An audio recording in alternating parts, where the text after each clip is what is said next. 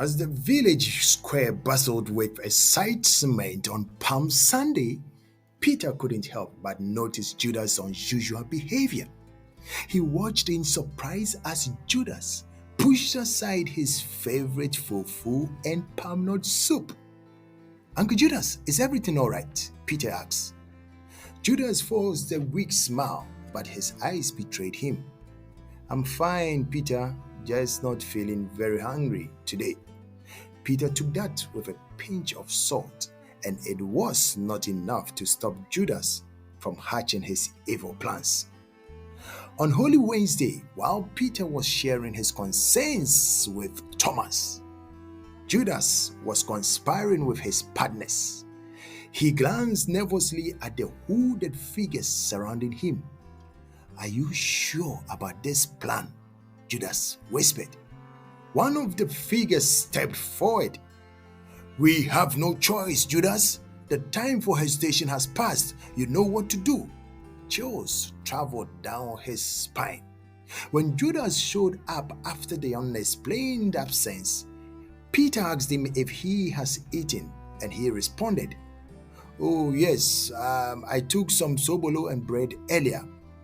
This was where Peter conceived the idea of following him tomorrow to ascertain what he does when he takes French leaves. Holy Thursday happened to be the first day of the Passover, and as such, Jesus was scheduled to host a supper. Peter and John, who were in charge of preparations, quickly worked under the warm light of the fire, knowing that the meal was important. Gathering around the table, the disciples listened as Jesus spoke. He revealed the betrayal that loomed. Each disciple, including Judas, denied their involvement. But Jesus' gaze lingered upon Judas, a silent acknowledgement of the impending betrayal that hung between them. Judas, after taking a bite of the bread, suddenly left. Peter, sensing the weight of impending doom, longed to follow, but was stopped by Thomas.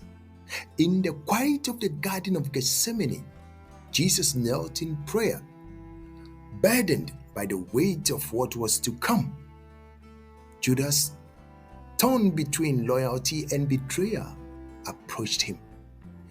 Without a word, Jesus addressed him softly. Friend, do what you came to do. Judas, his heart heavy, leaned in and kissed Jesus' cheek. In that silent moment, the kiss whispered, My brother, you know this is needed, and it is above me. He later killed himself before Jesus was crucified.